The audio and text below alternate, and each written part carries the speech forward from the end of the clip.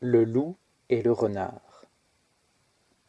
Mais d'où vient qu'au renard Ésope accorde un point, c'est d'exceller en tours plein de matoiseries. J'en cherche la raison et ne la trouve point. Quand le loup a besoin de défendre sa vie ou d'attaquer celle d'autrui, n'en sait-il pas autant que lui? Je crois qu'il en sait plus. Et j'oserais peut-être avec quelques raisons contredire mon maître. Voici pourtant un cas où tout l'honneur échut à l'hôte des terriers. Un soir, il aperçut la lune au fond d'un puits. L'orbiculaire image lui parut un ample fromage.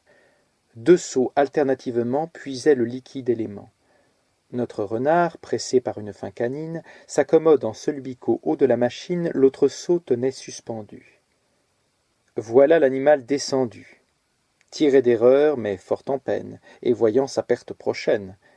Car comment remonter si quelque autre affamé, de la même image charmé, et succédant à sa misère, par le même chemin ne le tirait d'affaire?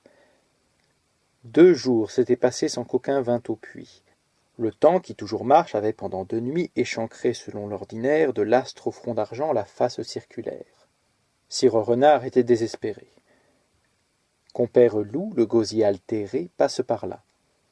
L'autre dit « Camarade, je veux vous régaler. Voyez-vous cet objet? C'est un fromage exquis. Le dieu faune l'a fait. La vache Io donna le lait. Jupiter, s'il était malade, reprendrait l'appétit en tâtant d'un tel mets. J'en ai mangé cette échancrure, le reste vous sera suffisante pâture. Descendez dans un seau que j'ai là mis exprès. » Bien qu'au moins mal qu'il pût, il ajusta l'histoire, le loup fut un sot de le croire. Il descend, et son poids emportant l'autre part, regain d'en haut maître renard. Ne nous en moquons point. Nous nous laissons séduire sur aussi peu de fondement, et chacun croit fort aisément ce qu'il craint et ce qu'il désire.